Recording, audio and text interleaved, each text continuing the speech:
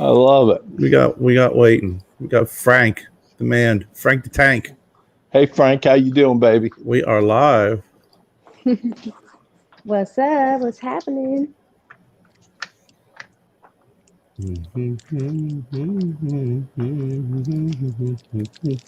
Oh, yeah.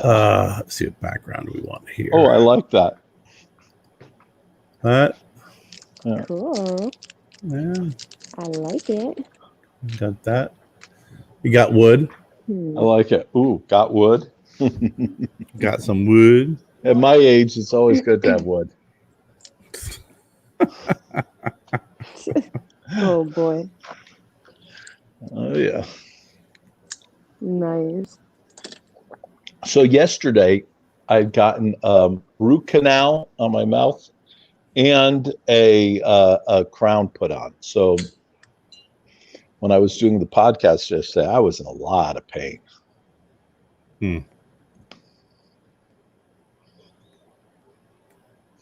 Yeah, that you were definitely Kevin not with it Corbally, what's yesterday. up? My main Kevin! man, Daryl Iverson. What's up, buddy? Hello. Daryl, how you doing, baby? Hey. Hello, Daryl.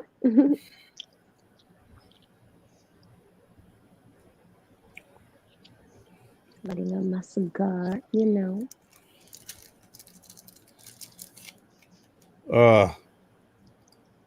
Bones. I'm wearing my shirt. Look, Bones. Yeah, I love that Ooh, shirt. nice shirt. Tell me about that shirt, because I don't know. I didn't know anything about it. My buddy Barry Bones Argento from the great state of New York, but now relocated in Mississippi, does a show. Oh, cool. And it's called No Bones About It.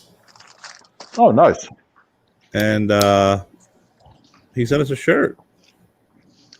I thought, you know what, Bones, I love Bones. He always supports, been supporting Stogie Road Cigars from the beginning. He's supported us through the transition. He supported us to the new factory, everything. And I love him. He's a great guy. That's awesome. Big Frank. Yo, Frank, Cool. how you doing, baby? You could have stayed there on YouTube, bro. Trying to build the YouTube up. I never really tapped into that as much as I should have.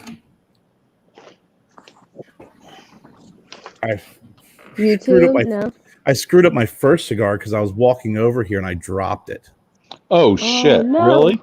Yeah, I dropped it, and then I realized that it freaking boogered up, the whole front of it. So I was trying to salvage it. God damn. Oh man. I just did something to my chair. It Love you, doesn't Bones. recline Barry anymore. Bones. Yeah. Hello. Go. So yeah, Daryl. I was like, I got myself a Big Tony. I had an edition on 35. I'm gonna come over here, and I dropped the Big Tony. So I was like trying to get ready and cut the tip and just the tip and and then I lit the cigar and I start lighting and I start puffing on it. I looked down. I was like, son of a bitch. You know what? I did do that, didn't I? And I was like, man, I could see right where the impact was and everything. Oh, shit. I was like, God. Remember to share, please. Share the show. That'd be wonderful. We would love that. It would be fantastical. I did do that. Oh, sorry. Oh. That was me. That was my horrible voice. My great one. Voice. The hell are you doing there? You eating? Yeah. Jerky? No, I have like no carb pasta. Oh. I love pasta, but it's hard to get no carb pasta. Yeah. What is up, Corey Brooks? Yeah, man. Tell you what, I got to give a huge shout out to all the folks. What's happening? I know Frank, Bones, Corey, all the folks. James T. Kirk, there you go. Tiberius, Captain Kirk. Love Captain Kirk. They a lot of folks been posting some really cool pictures of the cigars they've been receiving. Yeah, isn't that awesome? I'm loving those pics. Thank you, guys. I really appreciate the love and the support. Hold on, I got crosswinds cool going. stuff. You guys can hang out with Velvet Jesus. All right. I love it. Yeah, no carb pasta, man. It's so good. I got the crosswinds going here, with an air conditioner and a fan blowing on me. Smoke a cigar. I got smoke blowing this way, smoke blowing that way. Got to rotate the cigar to make sure it doesn't impact the burn. It's like when you're driving a car. Yeah,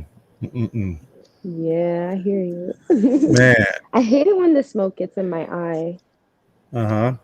That's what they all say. Thank you. Oh, God, and look who it is. Ooh, look at that. Duncan, how are you, baby? It is. What's going on, guys? What's going on? How y'all doing? Hey. I've missed that voice. Good, I haven't heard that voice in so long. Hey, Lars. Oh, we are missing you, baby. Hi, Duncan. Right back at Ramon.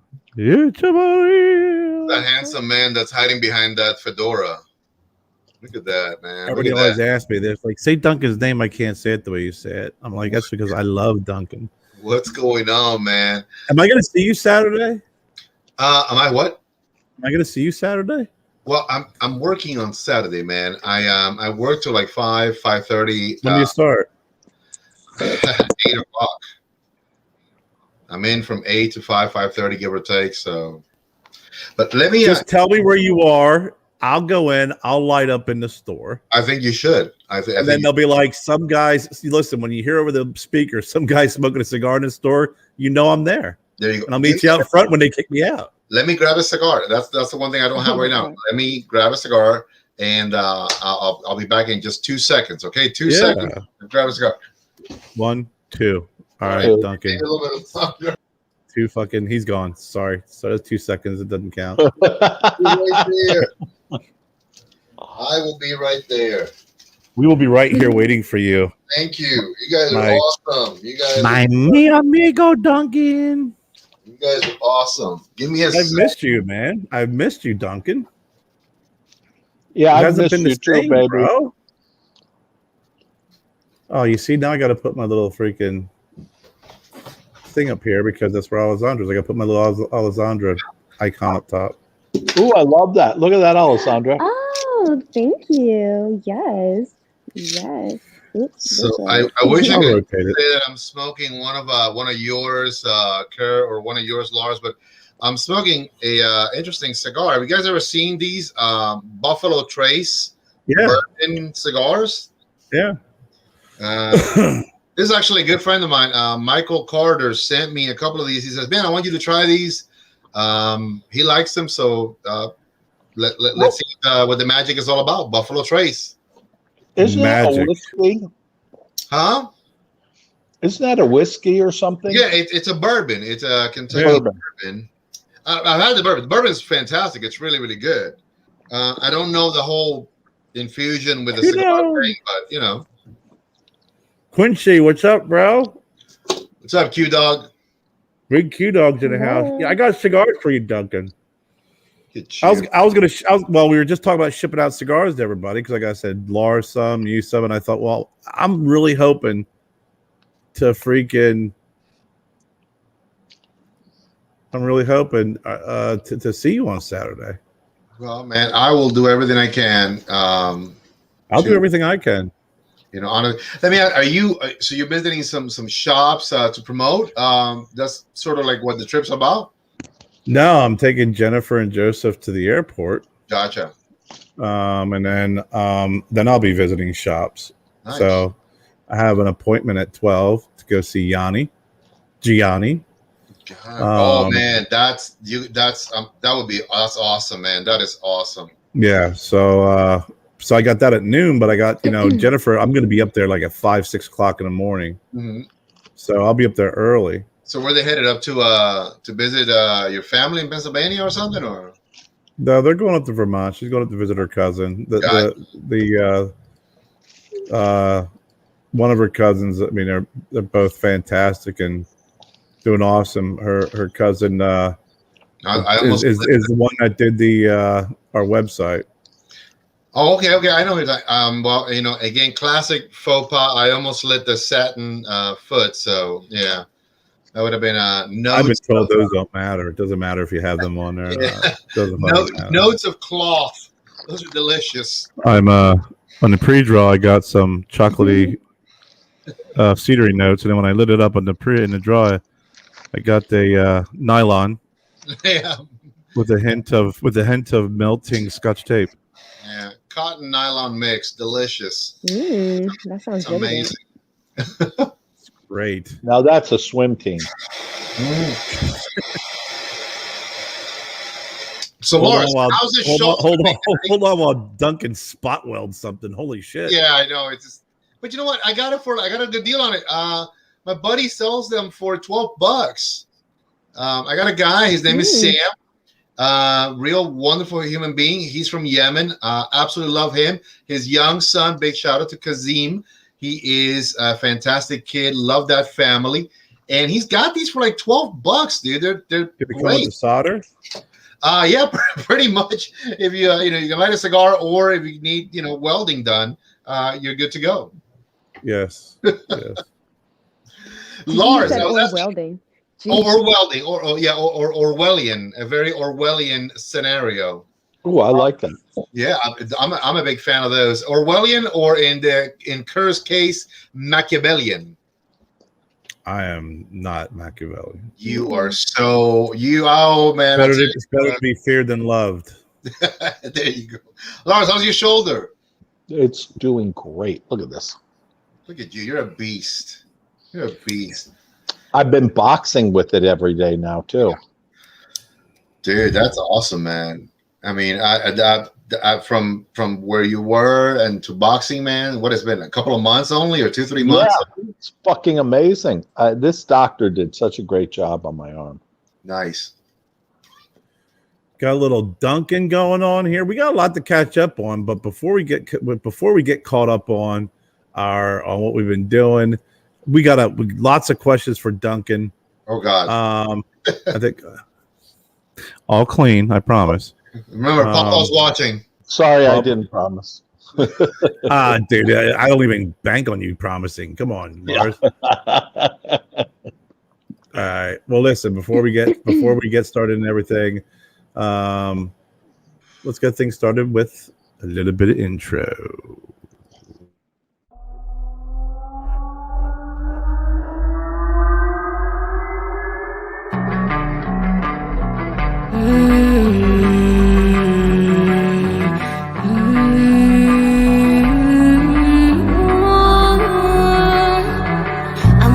But there's still cocaine on the counter. A golden monkey in my hand while you encounter the demons that are filling on my brain. I feel like I'm going insane.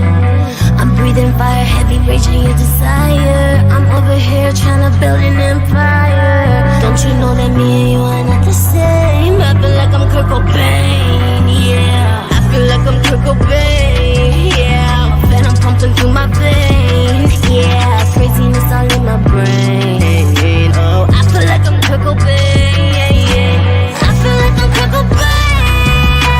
Venom pumping through my veins, yeah. Craziness all in my brain. Oh, I feel like I'm Kurt Cobain, yeah.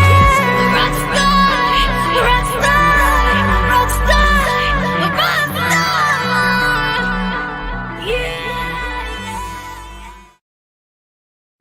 Dude, I love that. Yeah. That was so good. Awesome. That was nice, man. Thank you. Hola, brothers and sisters of the leaf. And thank you, Kurt, for keeping it. And welcome to the Stogie Road Diaries. I am Kerr Viajante, and I have an incredible group of individuals. And if they say the wrong thing, we'll remove them from the show. Completely.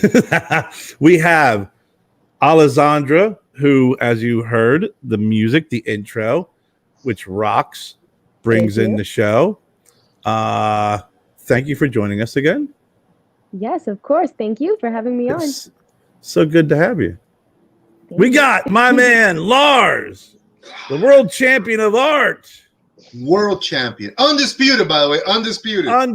World champion of art and all things leather. Hey, wow. And now I think I have also Bluebeard to my name.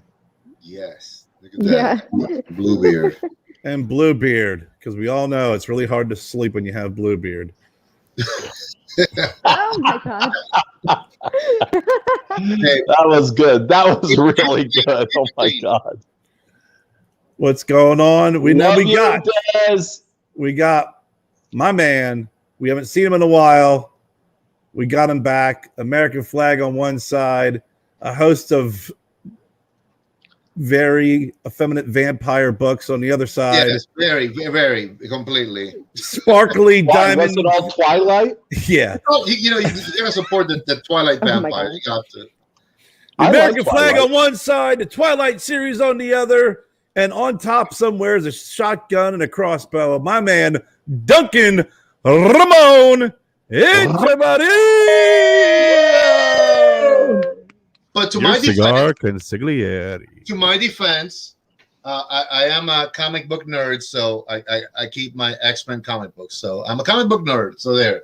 That's all right. I got him too, bro. To my defense. You don't have to defend yourself. Okay, so let me just tell you quickly a quick little story about Twilight. So when Twilight first came out, I watched all the movies, so I'm not going to pretend that I didn't.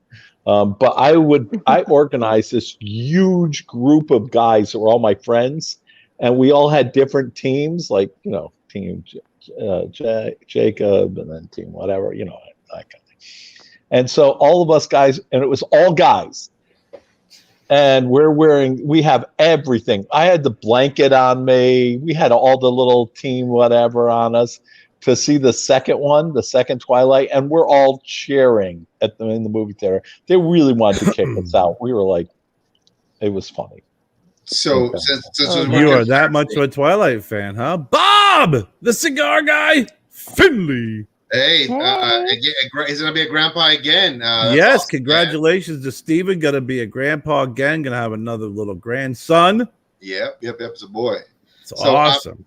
I like the story. I tell you the truth, I didn't see all those movies. I'm not even gonna. I like the books. I thought the books were well written. I enjoy them because I like to read and I read a lot. But the movies just never did it for me. I saw movie one and I thought, man, this movie is horrible. I was like sparkly vampires and then that blonde long. As I couldn't do it. I said, I'm done. Where is I gotta admit to it though. I did love that Anne Rice one that with Tom Cruise and Interview with the Vampire. Yeah, that's because they're not sparkly vampires. Yeah, horribly made, but I liked it because again, I love the Anne Rice stuff. I just love that stuff, man.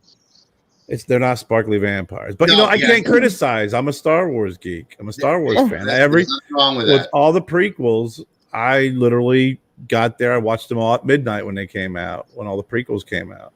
Mm-hmm. I mean, yeah, it was. I'm that deep. So what's up, Ron Brown? I've seen a few of those long lines from back in the days when people just really went all out. And they would dress up, and you see people like literally like 1 o'clock in the morning waiting, or 12 midnight waiting for that last showing, and they're all dressed up. You got like one Darth Vader or like stormtroopers or something like that. I think that's cool, man. I didn't dress up. I didn't dress up, but I was literally in line on the phone, and I'm like, I think it was a phone with my brother, and I said, yeah, I'm in line to see Star Wars. It's opening up at midnight. I said, man, I said, God, everybody's dressed up. There's a bunch of fucking geeks here. He goes, where are you in line? I'm third. Oh, boy. Gave it away. That's awesome. You were supporting geekdom in your Oh own yeah, Rocky special Horror way. Picture Show, dude. I used to watch a Rocky Horror Picture Show every fucking weekend. Even when I lived in Paris, I found a place. I used to go to 8th Street in Manhattan and watch it with a huge crowd, 12 midnight. They do the whole freaking thing and everything, act out the everything, the and almost every time I went there, I would usually have like a couple of my girlfriends with me, and we'd have sex right in the movie theater. It was pretty funny. And then in Paris, I did the same thing. In Paris, I found a place in Les Halles that like had it every 12 o'clock, and I'd go there every weekend. Oh my God! Bob, it sounds like Lars is doing a time warp over and over again. And of course, I always dress like Dr. Frankenfurter. Always. In fact, Alessandro, we were walking through the mall. I saw this big pearl necklace, short one like that. That was thinking, and the first thing I thought about was, oh, that necklace would look great on me as Dr. Frankenfurter. Oh my gosh. That's such a great movie. That's a classic. Oh my God, yeah. It's a classic. It is. What's going on, Devin? Just a sweet transvestite from transsexual Transylvania. Oh my God. Yeah, that Why was. don't you come up to the lab down and see what's on the slab? Yeah, a lot of people don't realize like, Meatloaf was in that movie. Oh, I know. That was amazing. Tim Curry. See Bones here. Speaking of the pearl necklace, Dusty Mills. I know. Bones. Listen, ZZ Top was supposed to play in Simpsonville in Greenville last night, and their bassist Dusty Mills died yesterday morning. Yeah, very sad. They canceled the show, but they were set to play here. I was over at FH2. Wow. And FH2, they're at a great spot in Simpsonville, so they get a lot of foot traffic, especially when they have the concerts over in Simpsonville. And that's a huge shame. God, Yeah, I love ZZ Top. I gotta be honest. I think I've only seen snippets of the Rocky Horror Picture Show. A little bit here, a little bit there. I think it's a great production. I hear it's very interactive with everybody going and dressing up and whatnot. But I've never participated. I've seen it, some of it, but I think it's kind of cool. I mean, I've never been there. Yeah. You got to go to the show though, where everybody dresses up and throws shit and. So is that originally squirt guns and rice? An on-stage event? Because it started out as a Broadway show in London. Okay. And then it became a movie, and then it was a Broadway show here. It was a movie in the States. Is it the 70s or the early 80s? 70s. 70s, yeah. I thought it was the 70s. It was a little kid who financed it. It was the guy's nephew, the one with the bald head and long hair. Yeah, he wrote that and did all the music and all that stuff. But it was his nephew that got the financing for that and put it all together. I met him a few times. He's a pretty cool kid. He was just a little kid at the time. Yeah.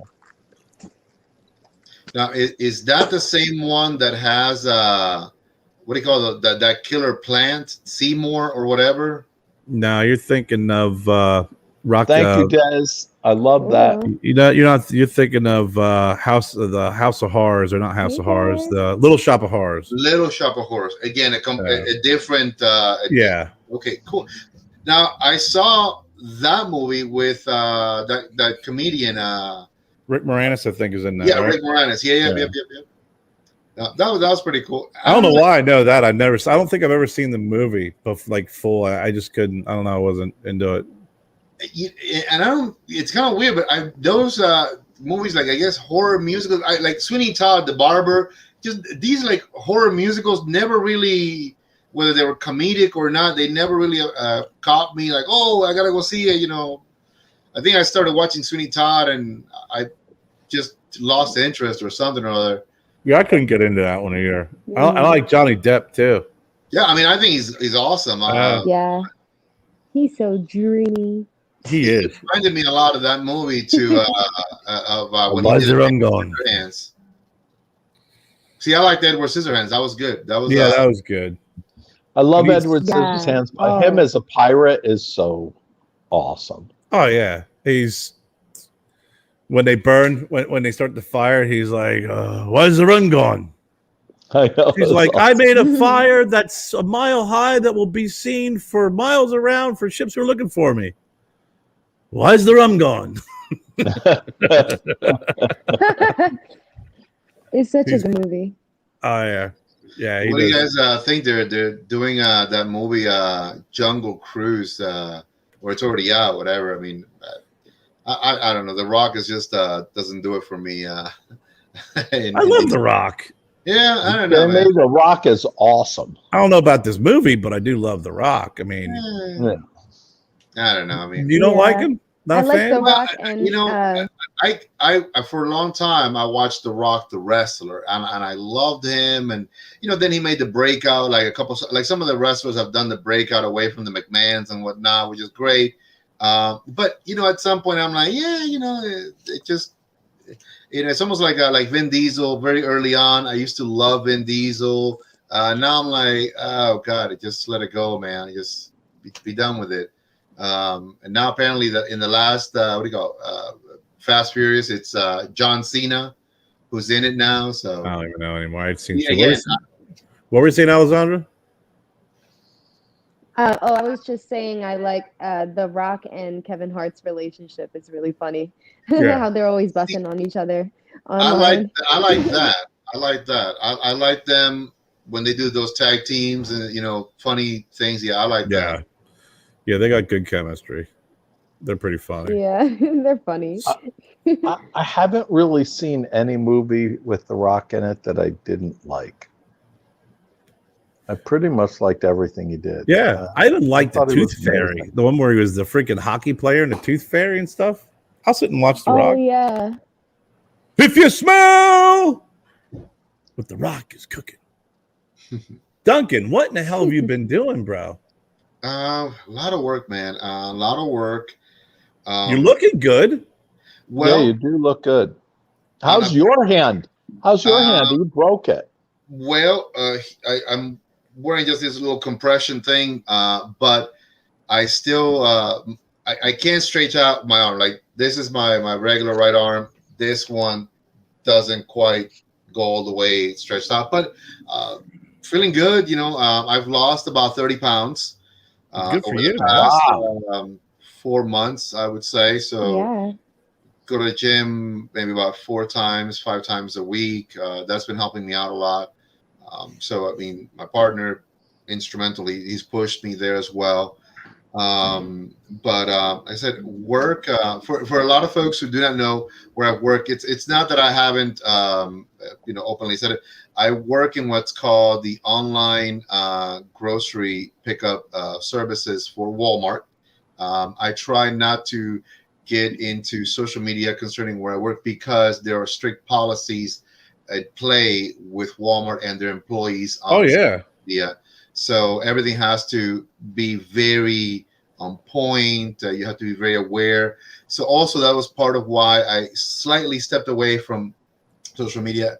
Again, it's a great job, a fantastic team of people, but it is fairly demanding. It's when you go in, you really don't stop until you leave. A lot of times you pull a double because the team needs it.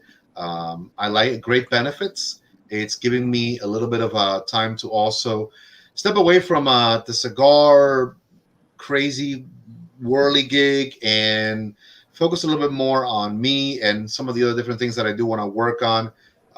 Again, Good for you, man. Like I said, it's been completely different. Good for you. I don't really enjoy, and I would say like this, not in a weird way, but I don't enjoy working for the big corporate structure. It's not part of my passion. But for the time being, it's a fantastic company to work for. Even I have critiqued Walmart in the past, but you know what? Overall, the people are good. They're very well balanced there as far as like accepting, caring, and willing to work with your needs. So that's awesome, man. Well, good for you. And I'm sure, being on the go like that also helps with keeping the weight off, and coupling that with your workouts. Well, believe it or not, they do an average of anywhere between 5 to 8 miles a day. Oh yeah, I don't doubt that. It's nonstop. On a heavy day, it could be anywhere between also 8 to 10 miles. It's a completely different thing than I've ever done in my life. But I truly appreciate the opportunity that I was given there. I go back to it. The leaders and the management team, very supportive. When I had my accident, they said, go home. We got you. When you come back, the job will be waiting for you. So again, very open, very warm. And I've said this, so I can say this openly on social media. I don't see myself there for 10 years as a lifer. I'm there probably for a while, and I'm going to enjoy being there for the next couple of years or so. They're going to hook you into a management job, and you're going to move up that ladder. No. You're going to move up the ladder, and then you're going to be God the head honcho. But no, my friend. As a matter of fact, quite recently, I was approached by a vendor and who works there, and he's an outside vendor. He's got a territory, and he said, "You know what? Have you ever thought about doing this?" And I go, "Well, what does it entail?" And it's I can't say the name, but it is a Trojan. It's a Spanish brand of foods, not Goya. It's not Goya. And they said, come check us out. So I went there. Really interesting, but it does entail a lot of traveling, much like a cigar rep. Right? Yeah. Visit all these different locations, and I honestly, I've never been good at that, and you got to also know your weaknesses and your strengths. And I told the gentleman, I appreciate the opportunity also, but I think for the time being, I'm comfortable and I'm content where I'm at right now for the time being. The last thing, which is a little semi-sad, but not necessarily bad, the company itself, Doña Noli, has been legally disbanded, so it doesn't exist as of a few months ago. And but again, we keep a lot of stuff, the page is up, so a lot of people keep sending us positive messages and whatnot. Right. But for legalities and for tax purposes and for everything that needs to be done correctly, legally, we disbanded the company with the state, so it's not a working business entity anymore. Actually, it hasn't been that for a number of months now. So, and we had to do that correctly, so the right way. So, in the future, if we do something else, it will be a completely brand new business entity, alien from that. So, well, you know what? Hats off to it. It's it's sad, but sometimes it's doing the right thing and like you said, making sure it's done properly. It's difficult, but it has to be done.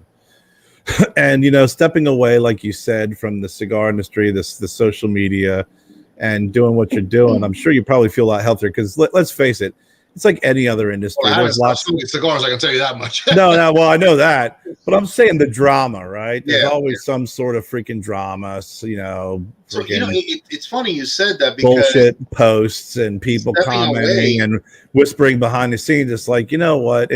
I've seen less gossip in a freaking bingo parlor. Well, and as you were saying, stepping away has also allowed me to, from an outside perspective, look at the posting, and since I'm not involved in that, I'm like, wow. You sit back and go like, man, thank God. There's a lot of folks who have a lot of time on their hands to be posting some of this stuff.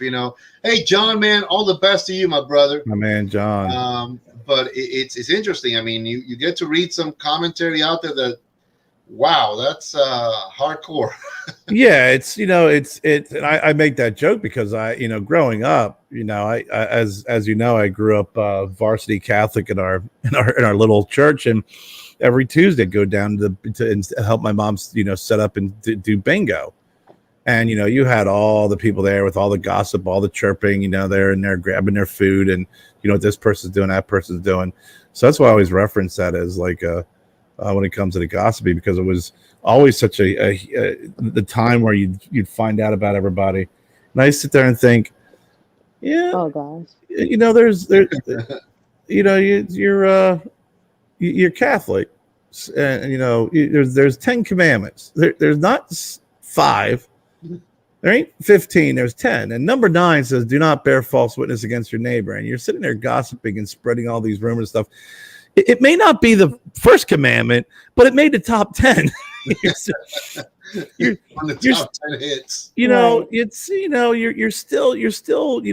you're still kind of stepping on the big man's toes with that. Moses didn't come down with unless you watch some of the Monty Python movies. He came down with 3 tablets, and he dropped one. But I love that scene. But it's amazing what you see out there. So you know what? Just stay focused, stay in your lane. And I think also that's what's Rochelle, is it not? It should be shareable. What you said also is very true. It has helped me to refocus to the lane that I want to be on, to maybe streamline myself and what I want to do, so I can hopefully focus better. And maybe the next year or two, when there's a resurgence of what I want to do, I'll be a little bit better, a little bit clearer, a little bit stronger about it. But I do love, let me be clear, I do love the cigar industry. I've been a part of it for a long time. So has my family. I can never, in good conscience, be 100% away from it, because I do have a passion for it and I do love it. But everybody needs a break. I think, some of the best people out there, Lars, yourself, I'm sure at some point you have said, you know what, man, let me take at least a couple of days away from the crazy and just do me, and then I can come back, and nothing wrong with that, No, I never did that. You never did? Okay. Well, you're Lars. You're the undisputed champion of the world champion of art. I like that even better. That was funny. Yeah. World champion of world champions. Yeah. World champion of world champions of art. There you go. Oh shit, that's so funny. So good, you had to God. say it twice. No, but you're right. I mean, it's like any industry. I worked in the pharmaceutical industry, and everybody is always going to be gossip and buzzing. It's no different than any other industry. But when you do step away from it, like you said, and you're looking from the outside in, you kind of chuckle to yourself. But like you said, when you have a passion for it, like we all do, and you have a love of it, you're never going to be able to fully step away from it. I agree, man. Anyways, at the end of the day, every day, it's funny. One of the biggest perks that I have is, what's up, Chris? Hey, Chris. For lunch, I go to my mom's house, and believe it or not, we have a nice lunch, coffee, and then we sit outside, and we just have a nice cigar. Yeah. So, it's given me, a little bit more time with my mom. On Sundays, we go to church together. It just is really, really nice. I enjoy where I'm at right now a lot. Now, have you been smoking anything good lately? Have you tried anything new? Brutally honest, man, I think the last thing I smoked was that from oh gosh, man, I'm dying right now, from Tabernacle, the little short, the David and Goliath. Okay. Yeah, and I believe I smoked the Goliath, and that was fantastic. It was just really great, very delicious. Apparently, some folks were telling me it's a very stout, very strong cigar. I thought it was a medium, wonderful. But I think it just, for me, it didn't live up to that hype of like that heavy hitter. I'm a stickler for like things that I enjoy. I really look at that ash. Sorry, Duncan. I got distracted real quick. Great ash.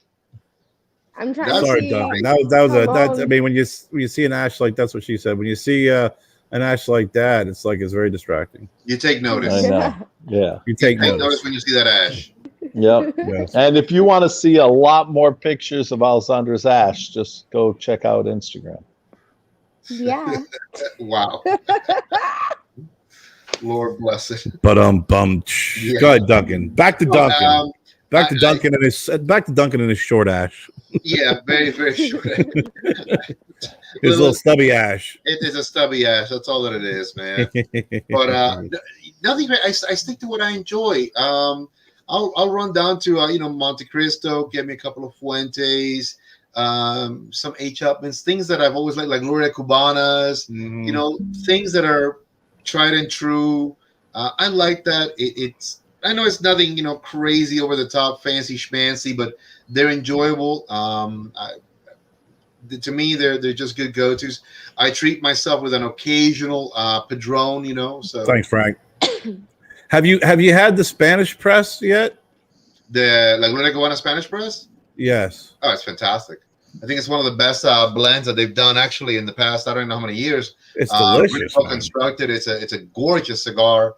I don't know if it's because of the press itself, but just has. I've never had a bad construction on any of those, and really, really well flavored. Just well constructed cigar. I've had some construction issues when I've been smoking them, but it's one of those cigars that you just kind of tough through the construction issue because the flavor's that freaking good.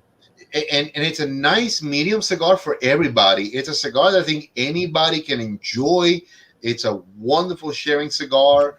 I like their full-bodied regular line that they do, which is the R series, and I think it's the N, which is the Nicaragua series. And they're great. They're delicious. When I look for something that's got some real, kicking the gonads. But that's Spanish press. That's like a great daily cigar with a cup of coffee in the morning, or just a nice light dinner afterwards. It's fantastic. Oh man. Well, I'm so glad that you're able to make it tonight. I reached out to him like, Duncan, you want to be on the show? We haven't seen you in such a long time. I know Lars would be happy to see you. I know I'm super happy to see you. We had Alessandra on. Alessandra's got all sorts of issues. So, Alessandra, let me ask you. You had a nice show at Dan's Cigar Lounge in Rosedale, Maryland. Rosedale. I almost said Rockdale. Rosedale, Maryland. Rosedale, Maryland. Pulaski Highway. Yeah. What's next? Well, what's next? I have more shows that are going to be booked, but right now, a music festival August 13th in Philly called Summer Nights, and that'll be in Germantown Ave. It starts at 9 a.m. and it ends at 9 p.m. But I'll let you know what time. Oh my God, I can't speak. I'm nervous. What time I'll be going on? What the fuck is wrong with me? I don't know. You all right? You want to take a deep breath, relax. All right. It's all right. That's okay. Social anxiety kicking in. Anyways, a little bit. We get it sometimes. 9 a.m. to 9 p.m. But I think I'll be coming on like later on in the day. So I think, I'll keep you guys updated. Y'all are like, what the fuck is wrong with this girl? What is going on? Lars, what's wrong with her? No, she's just normal. She's just normal. That's great, man. Alessandra is always this cute and adorable. So, Alessandra, what are you smoking? I'm smoking a freaking Lars Tietjens Marbella. Look at it. Very nice. It's still not freaking dropping. Is that real? Like, look, it still haven't. That's crazy. Dang. I don't know what's going on. Great cigar, Lars. Seriously. Thank you, baby. So, Lars, what did you pull out of the vault for tonight? Actually, I have no idea what this is. It's something old. It was sitting in one of my bags, and we're all like how old. I smoked everything out of it. You can see it's all dirty and fucked up looking. I just pulled it out. I have no idea what it is or how old it is. It's one of my cigars. It's a long time ago. It's one of my cigars. It's in there. Yeah. I know it's mine, so I know it's good. Weight unknown, age unknown. Oh, yeah. There it goes. Oh, there goes the ash. There it goes. And it's not conditioned. It's like one of my old cigars that are like not a conditioned stick. It's delicious. Nice. And it's mild, but it's got like a lot of flavor to it.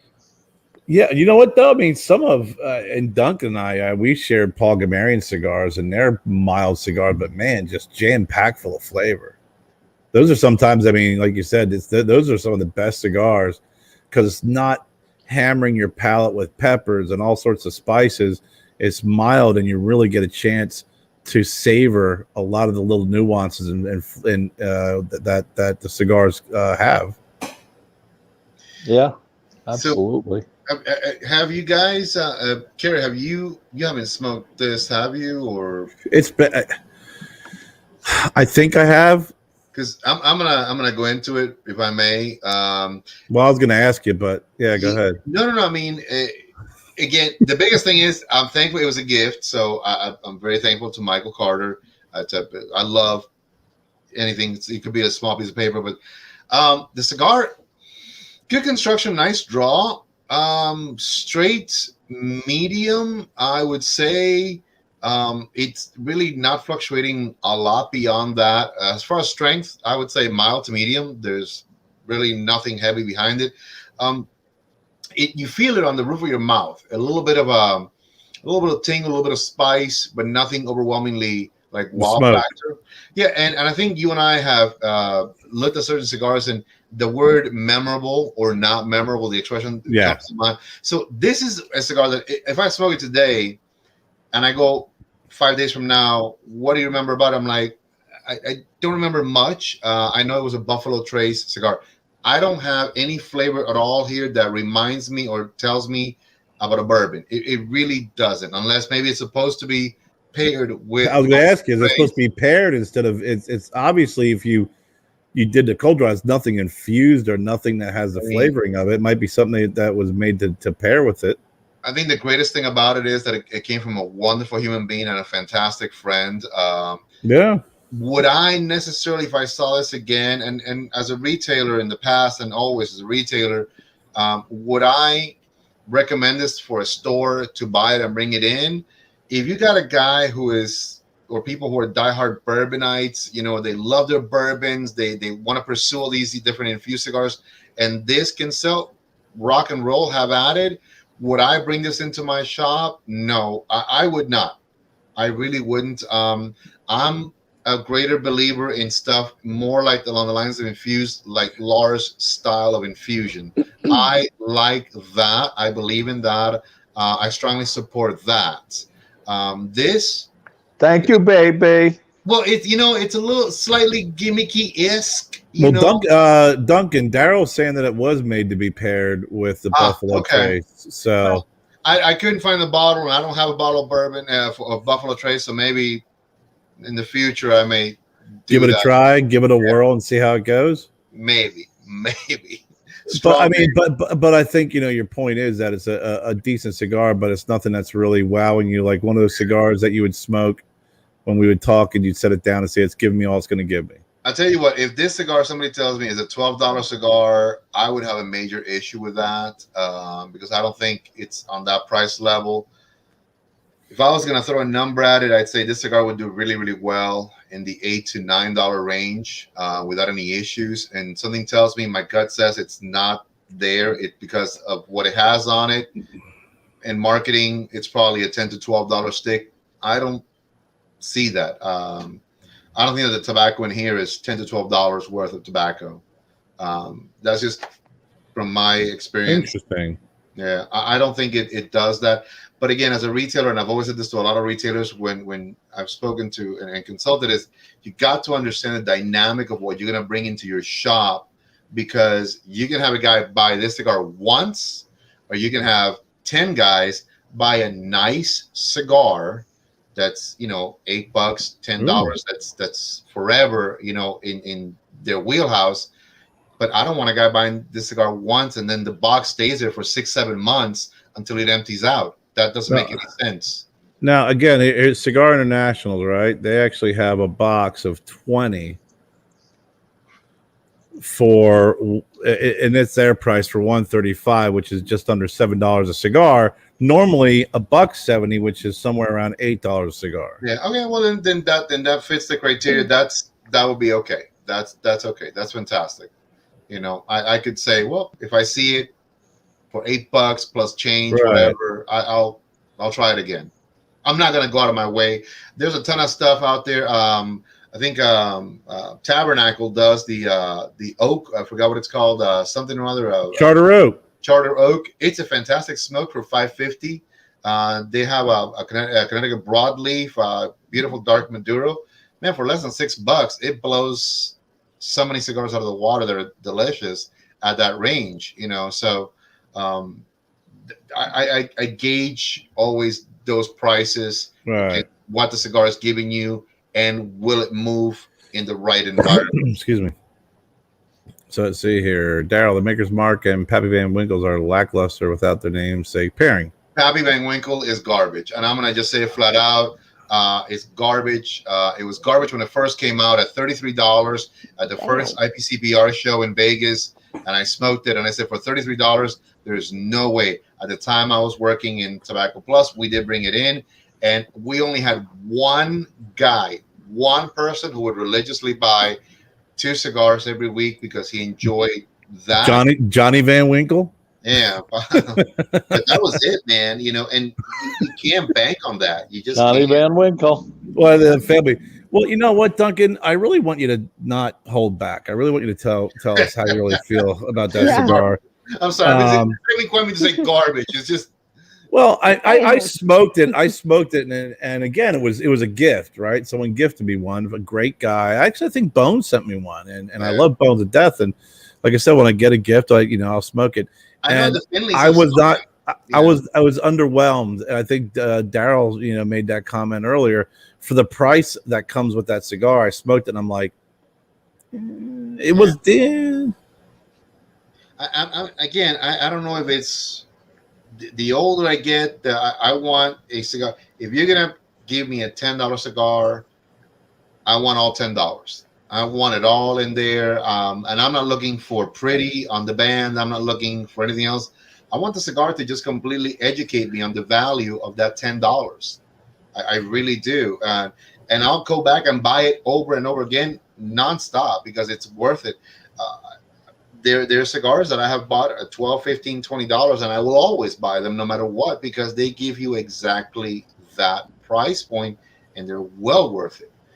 Lars, to this day, no joke, I still have been smoking the stuff you send me, one cigar almost every month and a half, almost every 2 months, because I am stretching those things out because they're glorious. They're Thank you so much, baby. Thank you. To tell somebody that you're smoking a 41 to 42-year-old cigar and the flavor profiles are exploding, they're just telling you a story. I've never known what the price was, and I don't care to know, but it's what I get out of those cigars. Priceless. Is sublime on them. I mean, really, just really, it's a wonderful roller coaster ride of flavor. That's what I. Thank you. Yeah, I mean, it's fun. It's fun to smoke them. I've always said that when I smoked a lot of large cigars, it's a triphasic flavor, like, or maybe not even a flavor, but the whole trifecta. What, the trifecta? It's a trifecta. It's a triple threat. Because when you take it, when you take it out and you smell it, it smells a certain way. Mm-hmm. When you cut it and you cold draw, it tastes a certain way, and then when you light it and you smoke it, there's a commonality between those flavors, but there's so many differences that it just really it's really impressive. Which is what I want to ask you, Lars, since Duncan is talking about the price of cigars, and you've had everything from $9 white boy cigars to a couple $1,000 cigars. How do you determine the pricing of cigars, and how much value and stock do you put into that? Okay, so for myself, a lot of it has to do with how rare is the tobacco that I originally buy.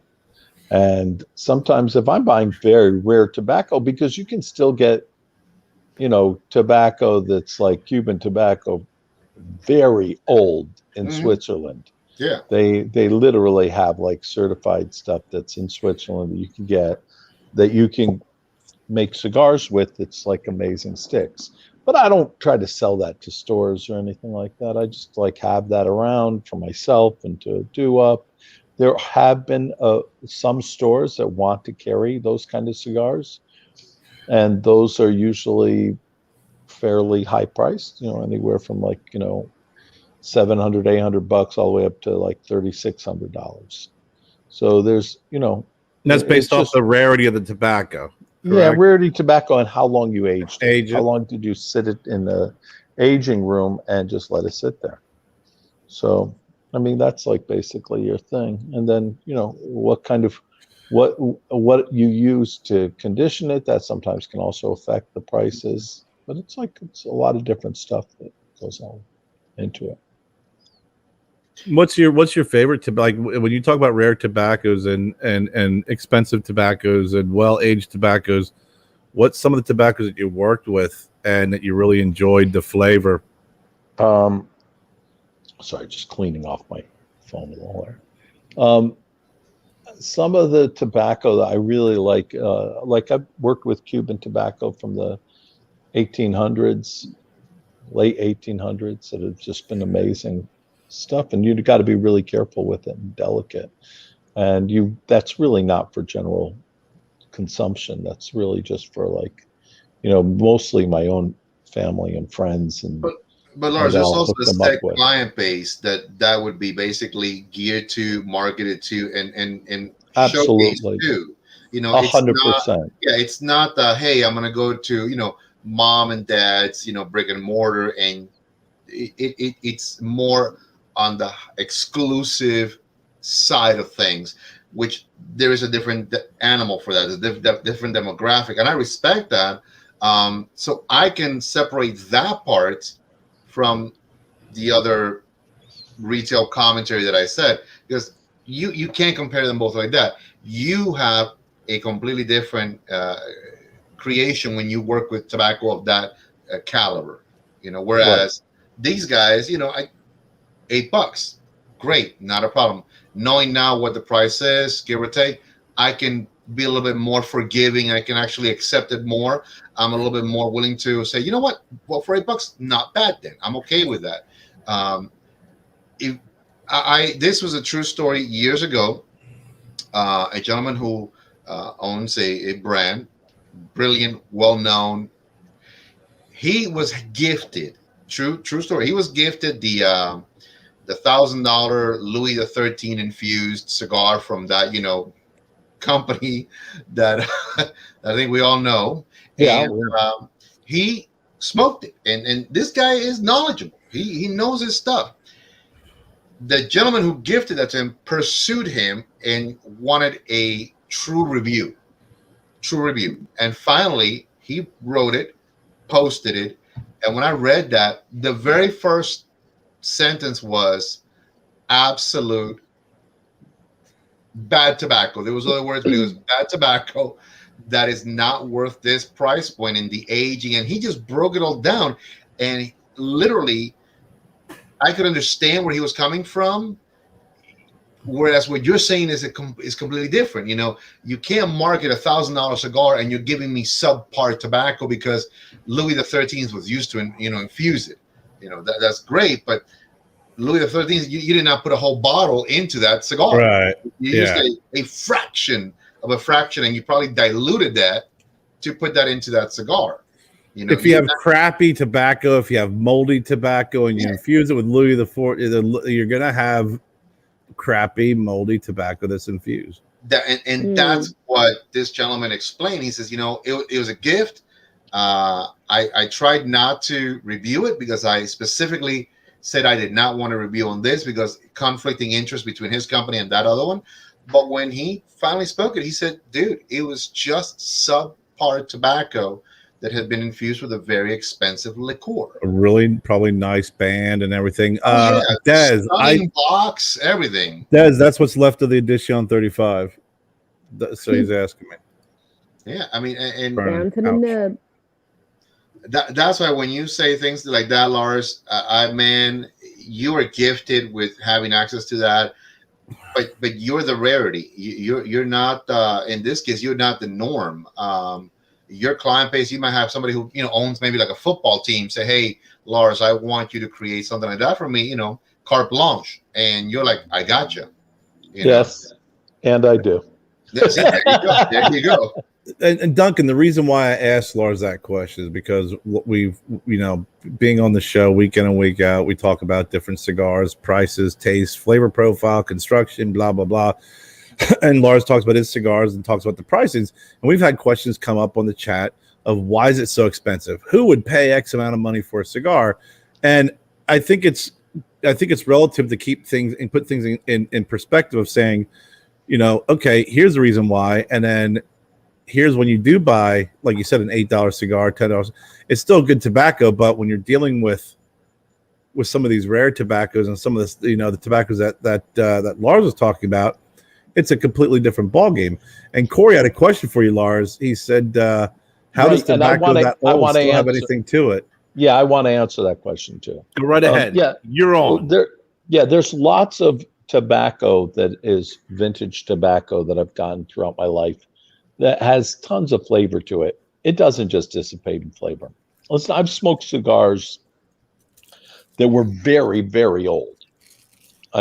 I didn't buy them because I don't spend that much money. But I had lots of girlfriends, and they liked buying me expensive presents, especially cigars.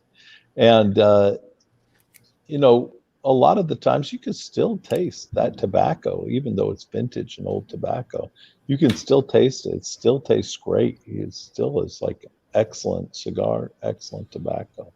What keeps it that way? I mean, and I asked that question because I know we've had cigars, older cigars, and when you smoke it, you can tell it's on the downside of the flavor profile. It's aging properly.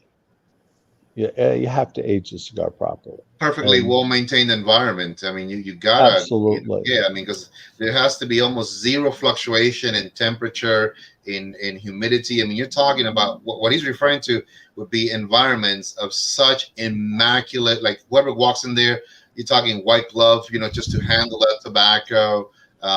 Guys who've been at it for decades, just maintaining environments like that. I mean, that's, in my mind, that's how I envision it, which I don't think I'm far off from that. Well, I can't really give away the secrets that I have for aging, but I definitely will after our after party cigar thing after the thing's off. But most people in this industry have no clue about aging. That's all I can say. Kerry, if I may, yes. Years and years ago, I was a young man when in South Beach, there was this beautiful, beautiful store that was opened up. And at the time, Gianni Versace was alive. And he had just opened the very first outside of New York Versace couture store. So this was a store that literally only carried the stuff that was exclusively hand designed and everything picked, the colors, the design by him. And I had the pleasure of walking into that store. Couldn't afford anything, but I asked the question to the sales rep, why are these shirts so expensive? I was looking at shirts that were a couple of $1,000s.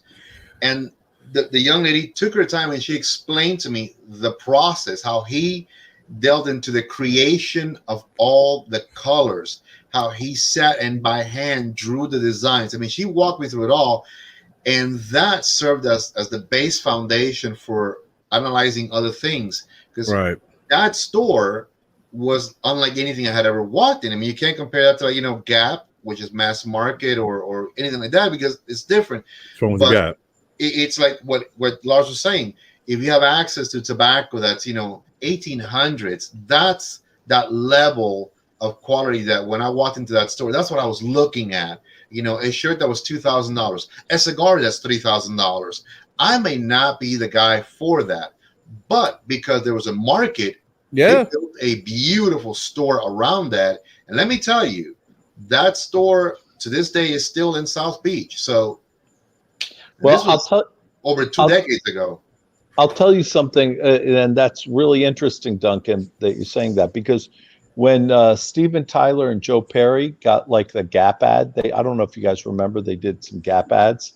But when they did, they got clothes that you could buy. I mean, they just made it for the shoot. And so they had them make clothes because they're small, but they had to make it for me too. And they gave me tons of Gap stuff that you couldn't buy. It was just made for this commercial for them. And then I got a bunch of it made in my size. So you had small, petite size, and then you have fat fuck size like me. But they were so happy to give me all this stuff that you couldn't buy. That was just like a very interesting thing that you know, I had this really cool Gap stuff. It was just like that shop that in Chicago, Biggs. Yeah. They have a collection of Cubans that's amazing. Yeah, they did. Yeah, actually, when I stopped by there, they had a guy who was almost like a consignment, but they had a whole display of pre-embargo Cuban cigars. They had, and some of the cigars were several hundred, a couple were a couple thousand. They had cigar boxes. It was a pretty impressive display, and it was really cool to see something like that piece of history. Yeah. Even though I didn't get near it because I didn't want to knock anything over, because I probably would have freaking broken something and everything else, but it was really cool to see. I mean, there's another shop when we went out to San Francisco. There was a shop that claimed to have pre-embargo Cubans. And when I went to go check him out and look at him, I wasn't buying it. I was not like. Did you ever go to Vendettas in San Francisco? That's what I'm talking about. Oh, Vendettas? Bruce, he owns that place. I love that place. It's a beautiful place. But when he pulled out the cigars, and what I was doing, I again, you know, it could have been 5 years old. It could have been 5 minutes old. It could have been 50 years old. You know, but when I was comparing the cigars that he was showing me, and I was comparing them in my mind to what I had seen at Biggs, it just did not connect, especially when I was looking at the ring gauge and the size of the cigar. Well, but it's a beautiful store. I mean, it's a beautiful shop. A while ago, Barizowicz, Jeff, he this is maybe about a couple of years ago, he had a posting on social media, which was really cool. I've never seen anything like that. He had bought at an auction a box of pre-embargo Davidoffs for 20 G's. And, you know, each cigar $1,000. I was like, wow, that's amazing. You know, stunning, beautiful Davidoffs. And with, you know, we buy it at an auction. If I'm not mistaken, it was either Christie's or Sotheby's or one of those, because, again, they handled that high-end stuff. But all the paperwork, everything, so they were legit. And in my mind, I'm like, wow, man, $1,000 a cigar. But it, like Lars said, there is that out there. There are people. There's a market. There's a market for everything. Yeah, the interesting thing is that like Alessandra's doing this little segment called "What's in Alessandra's Box." The second episode's coming out soon. Good God Almighty. Yeah, it's really great. But when she does that, she smokes this Cuban Trinidad that my sister got from Castro in 2000. She went to Cuba for the millennium, and that cigar goes for around $2,000. And incredible luckily, cigar. I got a little group of those Trinidads that my sister had gotten directly from Castro to give to me.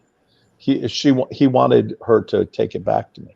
Really? And yeah, it's pretty cool.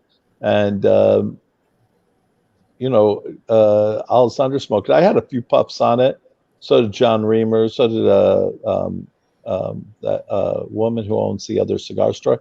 It's just it's so strange to smoke it. So that cigar was made 21 years ago or 22 years ago or something like that. Yeah, it was so creamy, buttery, and smooth. And almost a hazelnut kind of flavor in there that was so strange. But it was like, you can smoke a lot of cigars. You will not taste something like that. So if you really, look, I don't ever recommend people spend lots of money on crazy prices on cigars, because why? But that cigar was amazing. I really loved that cigar. It was great. That's pretty impressive. So Duncan, our man Les Des, from Cigar Cabin wants to know, what is your go-to cigar? And it's great seeing you. Well, thank you very much, Des. I appreciate that a lot. And a lot of my friends, a lot of people that do know me have known me for many, many years. And I always say this: I love Kerr. I support his brand. I support him. But I have always been a Fuente man.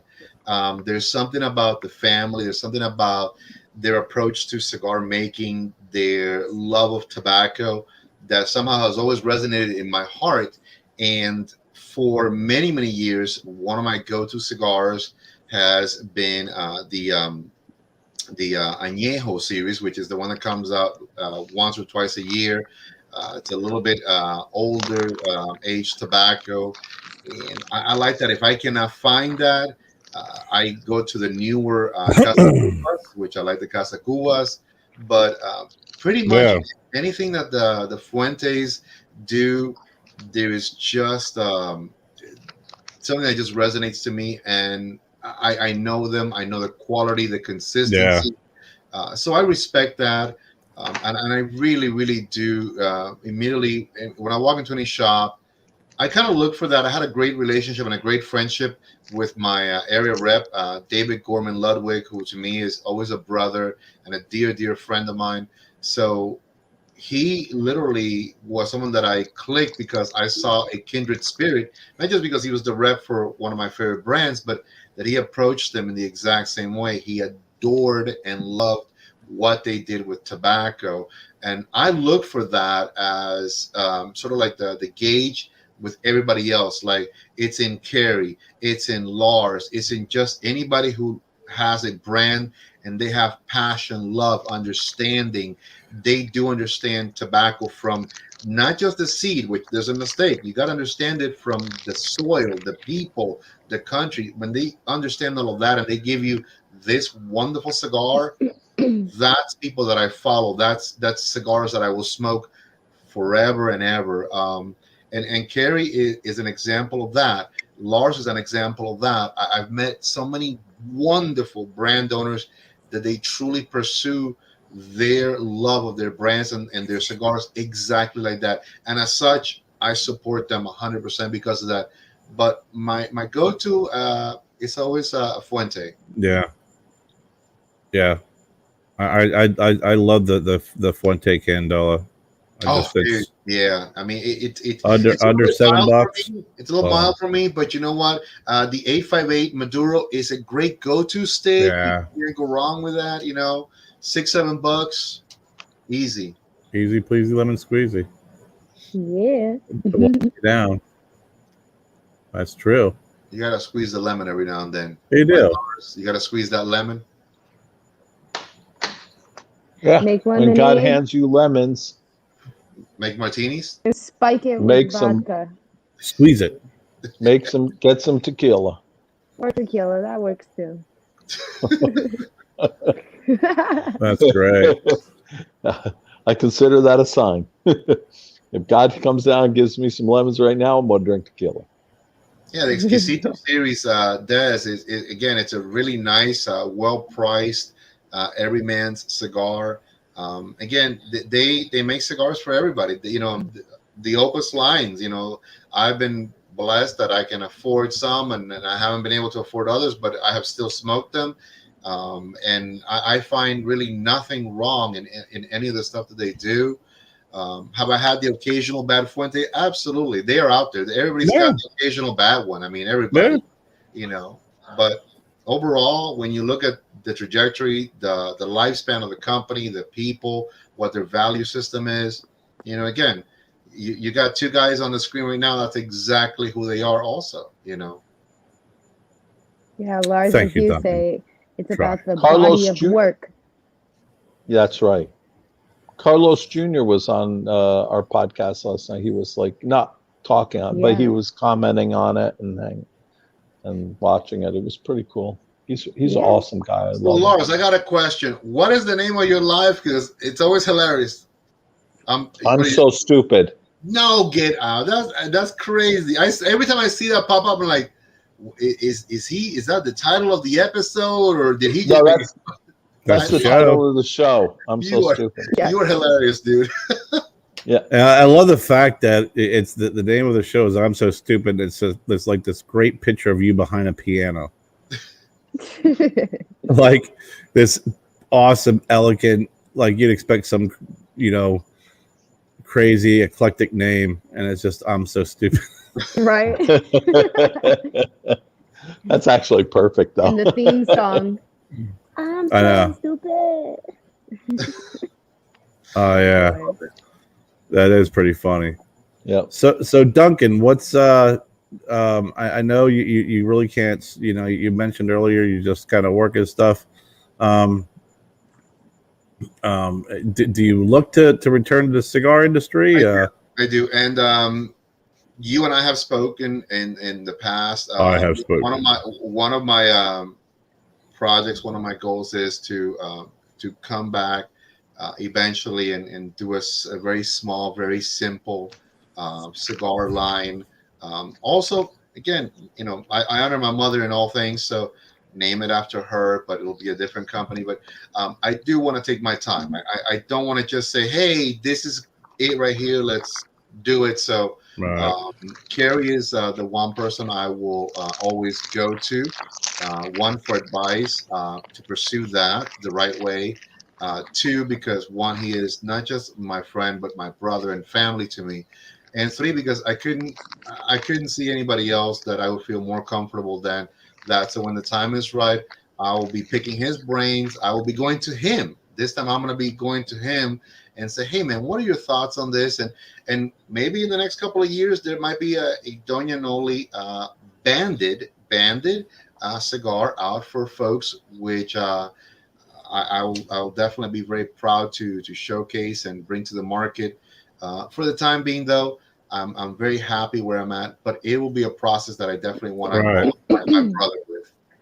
Well, thank you, Don. That's very kind of you. I'll send the check in the mail tomorrow. Yeah, $20, that's all. $20, man. I do got to get you. I do got to get you and also Lars too, and Alessandra. I know you've been very kind of with the old blends. I got to get you some of the new stuff. Yeah. I think you're definitely gonna love it. You're gonna love it. Really, Alessandra, you should go ahead and do a bathing suit shot with that one. Yeah. Little bathing suit video with Curacao. I buy the tool. So, Carrie, all your stuff is now out. It's readily available. It's shipping. Wow, man, that's awesome. What has been the feedback that you've been getting? I've seen some of the stuff on social media, but what's been like the biggest? I guess I want to say the biggest pro that you've heard, and any, and not in a bad way, but any negatives. What can you say? The biggest pro I've heard is that the owner's awesome. Yes. And the biggest negative. The biggest negative I heard was there wasn't enough cigars in the package.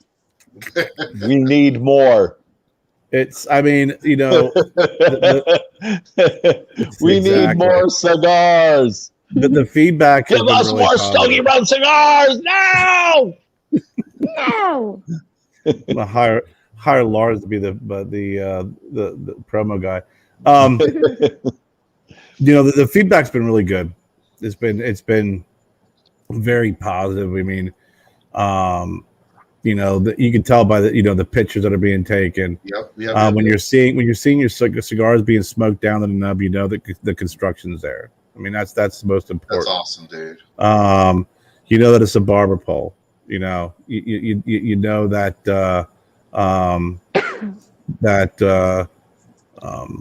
the flavor profile from the folks. The Big Tony's been getting a lot of good feedback. How is the receiving of the Big Tony by everybody? Very good, very good. I mean, it's becoming a fan favorite. I mean, what's funny is the Edition 35 out of the 4 and the Sandela. The original, I'm smoking one of the old Sandelas here. That was the barber pole. Boom, done. Yeah, that was the Candela pinstripe. The feedback, and out of the 4 blends, the Sandella's got some real punch to it, and so does the Edition 35. I mean, the Edition 35 has got a lot of pepper to it, a lot of flavor, but a lot of punch. The Big Tony is just it's got a lot of flavor to it. It doesn't have that, when you look at it, and you see these dark cigars now, you always expect your palate to be hammered with a bunch of pepper. Well, thank you, Daryl. Daryl loves the new Sandella, the real San Andreas Candela barber pole. The Big Tony, just we're getting a lot of feedback because of the flavor profile. Just it's very rich. It has a little bit of pepper to it, but it's not something that's assaulting your palate. And I mean, I think there's Chris Weber. Yes, I know Lanceros, Chris, and don't worry, Chris and I are talking today a little bit about the future of the different Vitolas and the future of the Lanceros. But great. I mean, the feedback's just been fantastic. I mean, it really has been. I couldn't be any happier. I'm really happy with the way the Gringo came out too. I mean, really, it's definitely has more character. So is Pops happy with the Big Tony? He is. Pops is, he's I think he likes it just because there's a lot of flavor to it. It's not too peppery. Like when he smoked the new Edition 35, he's like, man, it's got a little bit more pop to it. And I was like, yeah, that's what I wanted. You stick to the Gringo and the Big Tony. Chris is down at the factory, and he's like, listen, dude, I made the Big Tony in this Vitola. It works great. I made the Big Tony in this Vitola. It tastes great. I made the Big Tony in this Vitola, and he's been smoking a lot of the Lanceros that they made for test blends too. Thanks, Dwayne. So, the artwork, that they made with the boxes are fantastic. The rings. Kudos on the boxes, man. Just kudos. They look stunning. They really are beautiful. And I got to thank Chris, and the folks at the Tabacalera Nuevo Nica, because they did such a great job. And even the factory, they worked with the boxes. What they did with the front of the boxes, I didn't even ask them to do that. They just, I told them, I said I wanted to have something on the front of the box with the Stogie Road logo, with the size on it. And he shot me a picture, and I was like, "Holy shit, that's awesome!" He put, the quest for the perfect blend. I mean, just a real pleasure to work with those folks down there, and with Chris. He's open, he listens, he gives suggestions, and at the end of the day, he says it's your cigar brand, it's your company. I can make a suggestion, but if you don't want to do it, we won't do it. And I respect that. And when you have someone coming at you from that angle, you become more receptive to what they're saying. So Chris has had a lot of great ideas, and I've been really happy with it. And really, I don't know. It's a breath of fresh air, and I feel really lucky and blessed that we ended up there at that factory. And I just see great things in the future. We've even had a lot of great feedback on the Stogie, the Stogie Road detour. Every spring just popping out like a real short release. But my dad's been asking me about the Lanceros, so between Chris asking me about the Lancero, my father wanting the Lanceros, they'll be soon, end of November. And also of that, man. And I know that you are too, so it wouldn't surprise me that would pop up. It's a passion project, right? I mean, it's not like I was talking to Chris about that today, and I'm like, when the Lanceros come out, they went fast, but there was niches, for folks with Lanceros. I'm a big fan of Lancero. Mm-hmm. So they've all come out pretty well. Well, I'm super stoked and happy for you because, again, as I said, looking at things from the outside inwards, all I've seen is a lot of beautiful stuff concerning what you're putting out right now. And again, congratulations. Couldn't happen to the best guy that I know. I appreciate that, man. Corey, we sent him some cigars in USPS your typical government a branch of the government. I think the guy, when he delivered him the Corey, he was on horseback. Nice. Well, That's old school right there. Yeah. Here, you guys talk amongst yourself. I'll be right back. All right. you got it. I tell you So- what, man. So Alessandra, when you were saying about the new gigs coming up and whatnot, so you have music already out there, right? I mean, Yes. how long have you been working with Lars? Because I have been out of the loop for a while. So you guys have been together as far as like a dynamic duo of musicians for how long? This has been going on for like a couple years now, and yeah, I'm Lars's student. I'm training with Lars, guitar, drums, learning how to perform, get out there on stage, which I just did my very first show at Dan's Cigar Lounge. Kerr was just mentioning, and it's just so much fun. And yeah, so we've been going at this thing for a little bit now, and Lars is awesome. Lars is an awesome mentor. I'm learning so much from him. It's just such a great experience, and I'm doing a lot of networking as well.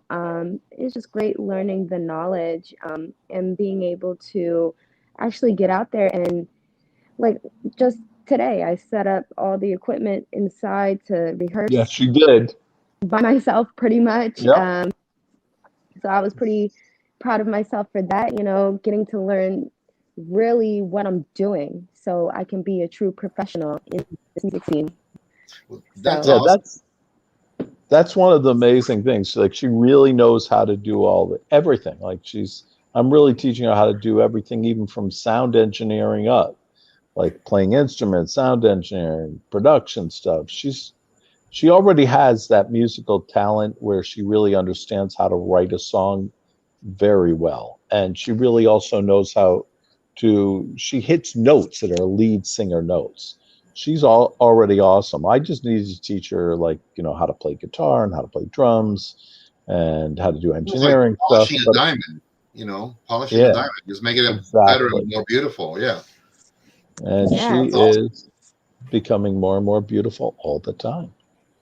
Thank you. Thank you so much. Yeah, I'm seeing myself progressing very quickly. I think I learn very fast, actually. Lars, you tell me that all the time. I'm getting really fast at practicing guitar scales in order to do some monstrous guitar leads, which I just really started, and I'm pretty proud of myself. This was the fun part of the guitar that I couldn't wait to learn because I want to shred it. Yeah. I'm just and- shredding paper. That's all I do. I shred paper, and that's it. Shred paper and lettuce, baby. That's Yeah. it. Yeah. Hey, it's still shredding though, right? But yeah, it's just so cool because sometimes I'm sitting back, I'm like, whoa, like this is what I wanted to do, and here I am learning all the skills, and I'm like immersing every day of my life. I'm rehearsing now, and it's just like, wow, okay, it's coming together. Like I'm seeing progress, and it's just so fun. These milestones that I'm reaching, and doing my very first show. I'm actually surprised by how well it sounded. Not that I wasn't going to think it was going to sound well, but your first time doing anything, you can, it may not You're be the exceeding best, your but expectations. yeah, exactly. And just being prepared is very important. So Yeah, she was very relaxed and confident. It wasn't like a lot of people I've seen do first shows or even I 10th watched the shows show. where It they're was great. yeah, Dan. thank you. people are nervous or whatever. She wasn't nervous. She was great. I gotta be honest. It's not obviously like that, but when I've been invited to do like cigar tending or cigar shows or events, I'm always nervous. People think, "Oh man, you got this," because oh man, you got it. You're this, you're that. I'm like, I set up the table and I'm trying to make sure that everything's good to go. But I'm like a sack of nerves. Really, up until I guess the first couple. Don't say it. I've done enough events with you, Duncan. Yeah, but you know what, Kurt? It's like I guess until the first couple of sales or people start getting with you, then you relax and like, oh, you can get it done. So I've seen you. You're awesome, Alessandra. Yeah, her show is great at Dan's. And I've done shows with Duncan. I've supported the shows that you've done and helped set up. And believe it or not, Duncan talks more and faster when he's nervous. Yes. Wow. Yeah. And that's when the Spanglish comes in. And there's a thicker Cuban accent also involved. And he starts saying shit, and I'm like, Duncan, I have no idea what the hell you just said, but I'm here to help you, bro. Yeah. So here, Duncan, I'll show you this. Ooh, that's pretty. So that's the Edition 35 Lancero. Now let me ask you, what's the size on that? Well, are you doing a true Lancero size? Excuse me while I whip this out. Whip it out. If I knew it was going to be that kind of party, I would have stuck my dick in the mashed potatoes. Oh my God! I love that. There it is. That's what's his face. Beastie Boys. Yeah, but the comedian who said that. God, I can't think of his name. He passed away. He was hilarious. He was the one who talked about the electric chair, and he's like, "Man, you want to go electric chair? Gotta go. I'll pull that lever. Gotta go. 7 by 38. It's a 42. 42. Okay. 42, and it's 7 by 42. I like That's that. a great size. I like Great that. size. Beautiful Very cigar. enjoyable size. And then we have the Gringo. Nice. Look how Gringo is. Beautiful. Very sexy. The Sandela, I think, is really. It's like Lars said. There's a certain sensuality to the way he's doing it, right? Lars is like, Absolutely. Look at this. Seduce you into smoking it. Sexy. Exactly. That's the Big Tony. Oh yeah. Yeah. Papa's watching. Just remember that. I know. I have to say your cigars are very visually appealing. I like how they look. Well, Visually thank you. And stimulating. Very. When you look like this, you got to rely on the cigars. So Duncan, you were asking, and you know what? I always remember some of the stuff you and I talk about and some of the ideas. So yeah. Oh. That is, dude. Nice. That's when they did that, I didn't even know they were gonna go balls out with that. I love that. That is awesome. so Right? point. That That's great. Beautiful. Ooh. you know what? It's shelf friendly. It's just visually appealing. The top of it, if you want to just, I said, use it for a little decoration, like a lot of retail stores do. I mean, everything about it is awesome. Cool. Look at that. And that's the factory. That's the factory logo. I love it. And, a steampunk kind of thing going for it. And Chris, there's some meaning behind it. As I hold it upside down. Sorry, Chris. It says that it's upside down. It's clock representing the Chris is like, please don't try and explain it, Carrie, because you're gonna butcher it. But with the clock and the gears has to do like the time and tobacco, and the keys are the keys of the Ferrari. But no, I mean, I love the logo, and Chris said, we don't have to put the logo on the bottom. I'm like, no, man, proudly freaking stamp that shit on the bottom of this box, because these are really spot on, dude. They are. I couldn't be any happier, and prouder to walk into a shop, put this on the box, put this box on the shelf, and represent it. I'm actually doing an event at FH2 Cigars on August the 18th. Daddy, way to go! Cool. It's Wednesday. Gonna do it. I think it's gonna be from 5:30 to 7:30. So nice. That's awesome. Well, the worst thing I wish upon you is that you sell out. That's all. You sell out of everything. That's the worst thing I wish upon you, man. Thank you, Devin. I appreciate it. But yeah, I mean, that's it can. I mean, even the colors on the box top. I mean, they did such a really nice job. I mean, it just, Yeah. like I said, I couldn't be any happier and prouder. you know. Great and quality. then yeah, very good quality. You're absolutely right, Alessandra. And you know, when the time comes, I don't know what I'm going to do with this. We're talking about doing just doing the sampler packs and not doing boxes. Maybe doing packs of 5 with the Lanceros.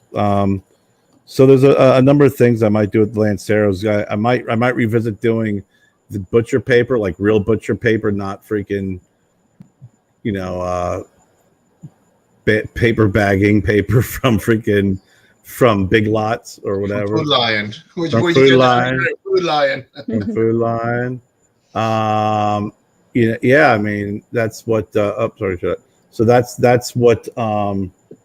You know, that's what we're thinking about doing with the Lanceros and putting the sticker on the front of it. You know, just really going forward with it. It's a lot, man. And listen, I've been really lucky to have a lot of, you know, folks along the path that, you know, doing this who's helped me along the way. I've learned a lot. I learned a lot of you know, what to do. I learned a lot of what not to do.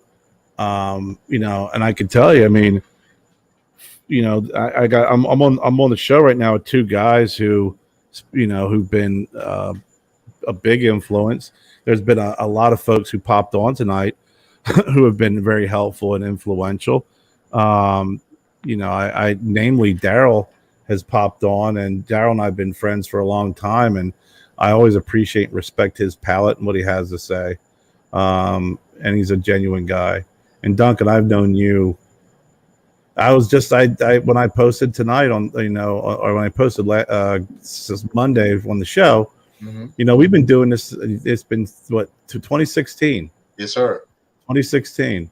5 American years. 5 yeah. American years. And it's been fun along the way. Like I said, it was so good to have you on tonight. I missed you because it's so much fun. Back at you, brother. You know, it is great to have you on, Duncan. It is. Of course. You know, who's gonna be, and not to preempt it, but who's gonna do the musical going out? I mean, I know we got Alessandra, and then there's you. Is there a duo happening? Is she gonna take over? What's gonna happen? Do you want me to sing tonight? Is that? I would love for you to sing. I would love after the show. After the show, you can sing as much as you want. Well, I can sing. I actually, Jennifer and Joseph got me a guitar, an acoustic guitar, and an amplifier for Father's Day. Oh, that's awesome! Nice. Yeah, because I had an old guitar that my mom had got me, you know, many years ago, and it's been through a lot, and it's kind of rough. And they got me a really nice guitar. Hey, you know, I noticed something. What happened to Black Felt Jesus? I have. Is it still around? Yeah, there we go. There we go. I was wondering where. Okay, okay. Velvet Jesus. Yeah, man. Velvet Jesus. See, Velvet Jesus has my back. That actually was. That was in my house, you know, when I was a kid. So, and my mom passed away. We were getting different things. I was like, I got to have Velvet Jesus. Cannot get rid of Velvet Jesus. Velvet Jesus. Oh boy. Can't get rid of Velvet Jesus. Nope. I know. If I say that I'm going to start singing and start playing, Daryl will not only log off. He'll boycott the show. He'll shut everything down and go in his house, put earplugs in just in case something carries to Anderson. Oh boy. I'm cracking up. Oh Lord. Well, I don't know. Well, Alessandra can do a song and I can do one after. She's more. Sure, yeah. All right, let me grab my hand. Now I'm gonna have to get a guitar, Duncan. Go get the guitar. I gotta get my guitar and sing my Duncan song. I got I don't have musical instruments, but I got 2 number 2 pencils. I got click them together. There you go. I could do something. I don't know. All right, just grabbing my guitar real fast. Nolita, hello, hola. Hola, viejita. Tell your mother I love her. Mima dice que te quiere mucho. But, tell her I send my love also. She's a wonderful woman. El Señor Lars te manda mucho amor. All right, I gotta take a step back. You guys talk amongst yourself. I'm gonna give you a topic to talk about. I'm gonna jumbo shrimp. The jumbo, it can't be jumbo and it can't be shrimp. Okay. Lars, I'll tell you what, man. I don't have a musical hair follicle on my body, dude. I couldn't play an instrument or sing if people paid me money. That's a beautiful guitar. Yeah, it was very nice. Very nice Oh, Father's yeah. Day gift. God, Alessandro, I'm not going to steal your thunder. Oh no, you're fine. I'm just tuning up. I don't think you could. You don't think I could, Duncan? I don't think. Dang, that's how you feel. I'm with Daryl on this one. I'm with Daryl. Whoa. Don't say that. God. All right, so the song I'll play for you guys is called Illuminated, which I wrote. So here we go.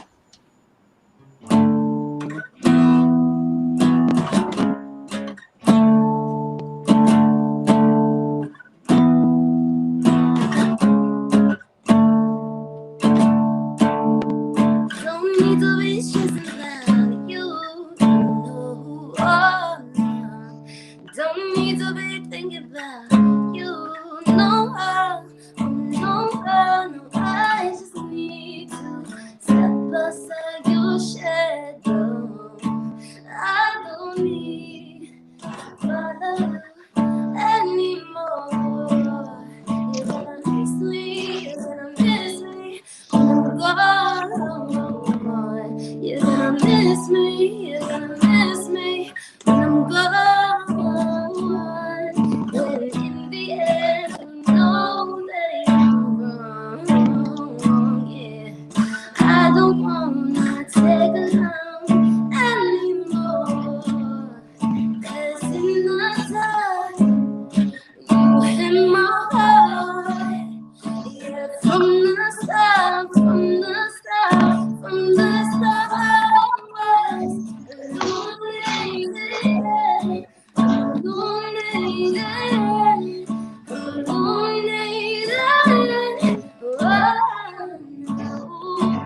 I'm so good before meeting you.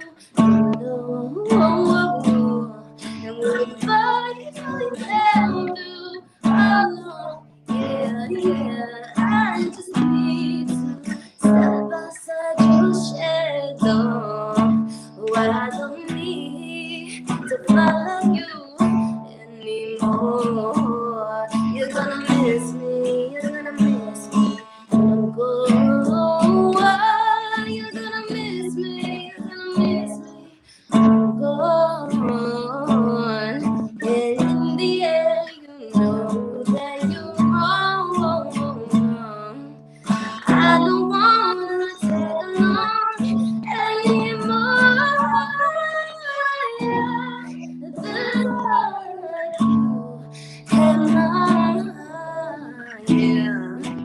From the side, illuminated, yeah, illuminated, yeah, illuminated.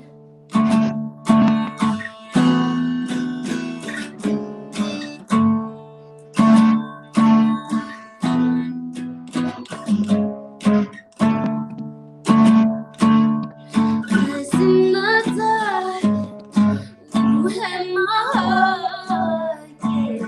From the start, in the dark,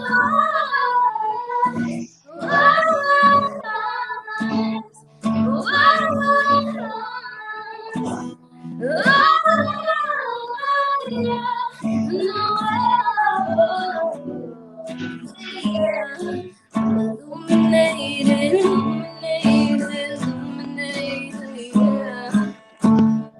Oh, yeah, illuminated, yeah.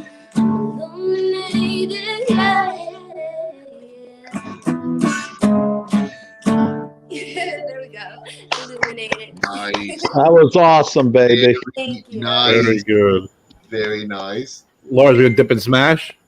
I played that many times. I was going to play something else. But can you guys hear There me? you go.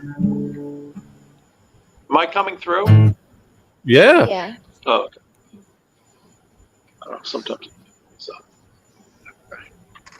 Are? Good enough for government work. Get this watch off here.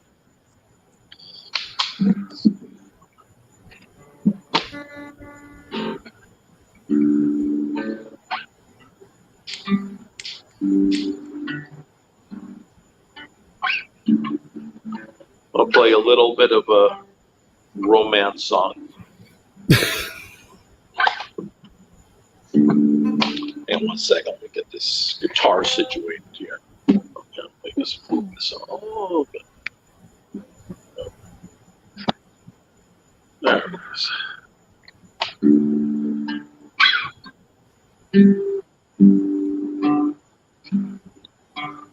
Pop that cherry, pop that cherry, pop that cherry, pop that cherry, pop that cherry that tastes so good. Pop that cherry, yeah, like good bullshit. Pop that cherry, it ain't no pain. Pop that cherry, it ain't no shame. Yeah, jigger daddy tap it right in front of my face. Ooh yeah, got to give me a taste. Flavor busting all over the place. Best place to put it right in front of your face. Yeah, pop that cherry, pop that cherry, yeah, pop that cherry, pop that cherry, yeah. Feels so good like a brand new high. Feels so good like a sweet cherry pie, yeah. Feels so good, it's almost criminal. Feels so good, it's almost habitual. Jigger daddy tap it right in front of my face. Ooh, yeah, got to get me a taste. Yeah, flavor busting all over the place. Best place to put it right in front of your face. Yeah, pop that cherry, pop that cherry, yeah, pop that cherry, yeah, pop that cherry, yeah.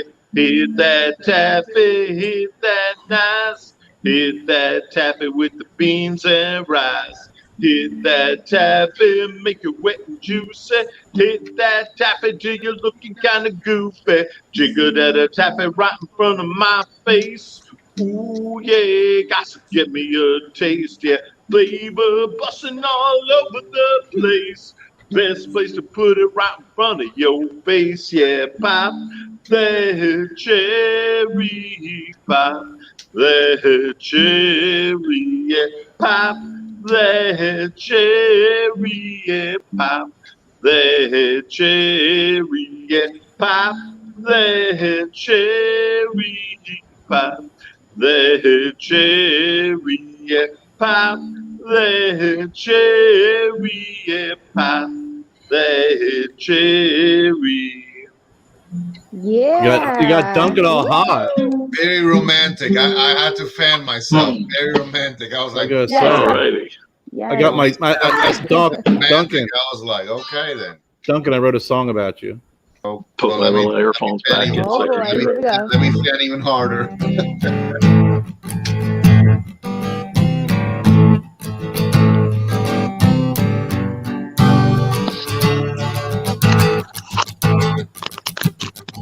But now I getting you all hot and bothered there. It's about Duncan. I Duncan! can't hear anything. You can't hear that? I think he's trying not to hear it. I don't know Maybe why, lower the but I can't hear microphone? anything. Is that?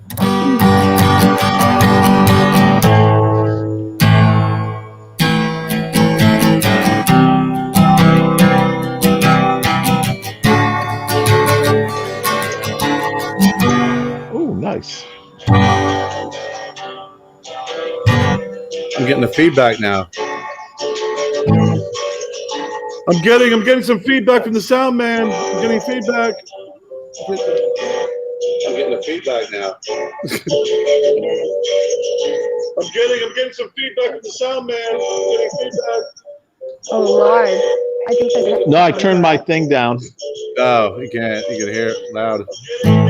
Turn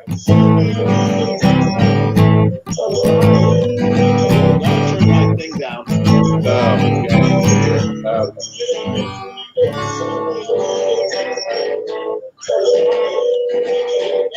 Wow, that's bad. No feedback. Lars, we can hear everything.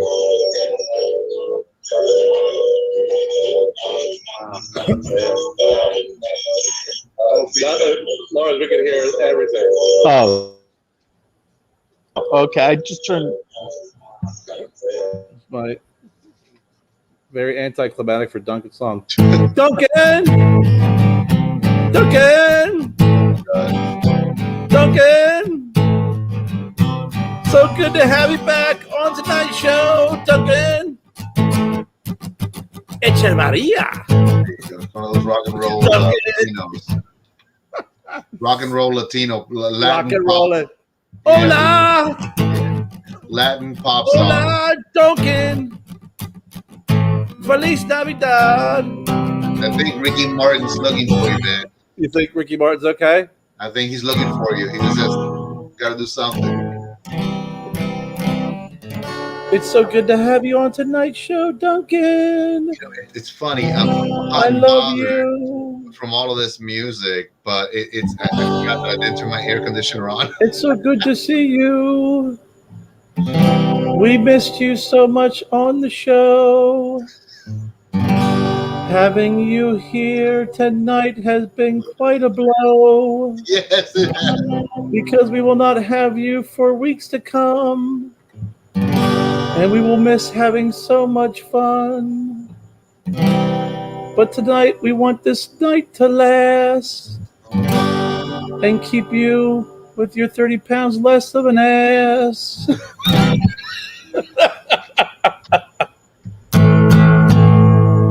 Love you, Duncan. Thank you. And wow, I felt that love. That was my love song to you, Duncan.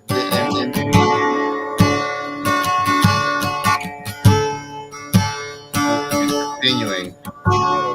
Duncan. I love that. That was great. I think Daryl needs can't to hear step in anything right from now. my headphones. That was Daryl, you need to step in and stop. You did awesome.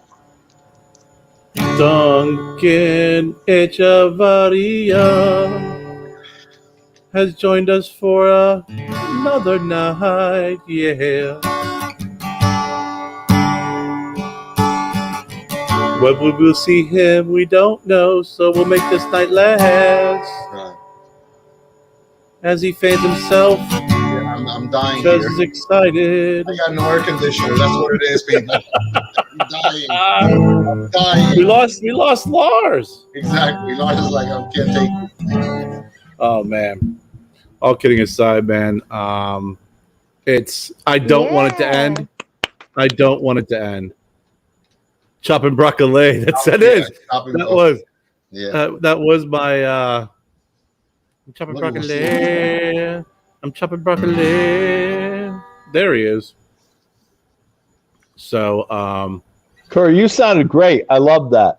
Yeah. oh listen, man. Especially when you sang about Duncan's sweet ass. Yeah. Something 30 like pounds that. less. Oh my We love God. Duncan. Well, maybe that was just me thinking this.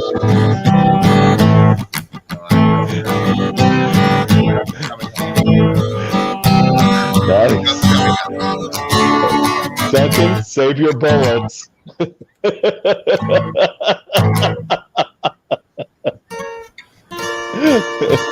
There's no greater show of love than to write a song about someone, Duncan.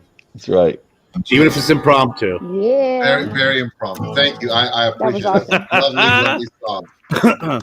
Alessandra, I will leave you to start off with the final thoughts of this evening and plug everything you need to plug. All right. Well, you can follow me on Instagram and TikTok and SoundCloud, YouTube, Alessandra Official.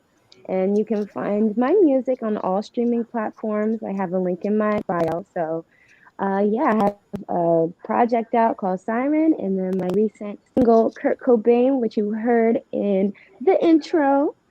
So, Love you, Frank. Awesome. Lars. Oh, I don't really need to plug anything really. Well, any last final thoughts, though, buddy? Come on. Yeah, man. I love you guys, and I am so glad Duncan came on tonight. And Alessandra, she's doing amazing. She's awesome. And Kerr, I am so impressed with those beautiful looking Lanceros you have. And Duncan, I love the song about his sweet ass. That was great. So scared about that popping man, up in a can't let future it. Lars song or something or other. I'm terrified about that. We're gonna do a no. collaboration. We're gonna do a Oh, yeah. collaboration. Fuck really- yeah. Fuck yeah. Duncan Ramon No. Echevarria, Well, you're up. listen, man. Thank you, everybody. Alessandra, thank you very much. Lars, dude, it's awesome seeing you again. I love you. I'm gonna leave you with this one. Don't sing about me anymore, please. I'm gonna give some background, nice music while you give your final Man, thoughts. I'm sweating bullets here just thinking that you're gonna sing again. I'm telling you.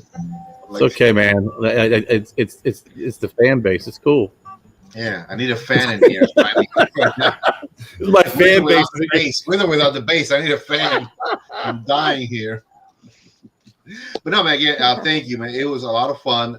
As soon as we can do it again, we will absolutely. I just want to leave everybody with this. Please don't think I'm completely out of the ballpark for anything or anyone. I made a choice to really sort of just take some time for me, and I'm happy about that. I really, really am. The next couple of years, God willing, we'll do something positive, and I want to be a part of that to bring it to you guys the right way. So, with that being said, man, thank you to everybody. Always, I get a lot of texts, a lot of emails, folks continually asking, "Hey, man, what are you doing? Are you still doing this? Are you still doing it?" I'm still there, but it's time for a little bit of for me now. So. Good for you, man. Nothing I'm wrong glad. with that. That's awesome. And you know what? I want to thank Alessandra for being on the show again, for being our special Thank you. co-host. Keep up the great work. Getting better every Thank day. you. Exceed your expectations, and looking forward to more shows and from more great things from you, Lars. It's always a Oh, thank you pleasure, so much. my good friend, the world champion love of you. art, the world champion of art and lover of all things leather. It's always a pleasure seeing you, buddy, and always enjoy these shows. They're always fun and entertaining, and it's therapy. Duncan, what can I say, buddy? Man, you're my bro, you're my brother, and I'm really glad you were able to hop on tonight. Hopefully, I'll get a chance to catch up with you on Saturday when I'm up in the area. If not, we'll definitely have to connect. I don't care. Just we got to make it happen. I want to thank everybody for hopping on tonight and supporting the show, supporting everybody here on the show, supporting the Stogie Road cigars. I mean, I really appreciate that. And I always love when people pop on and give feedback on smoking Lars cigars. Very generous guy. And I think you've made a lot of people happy. And it's been it's been definitely posted on the show notes with the all the different cigars that you've been sending folks, and even Duncan has been stretching them out for a long period of time. So, man, we want to thank you. We'll catch you next Thursday. We're gonna have some more guests coming on the show over the next couple of weeks. If you guys want to stick around, chat for a little bit afterwards. But everybody here from the Stogie Road Diaries, we want to thank you. Have a great evening, and we will see you soon.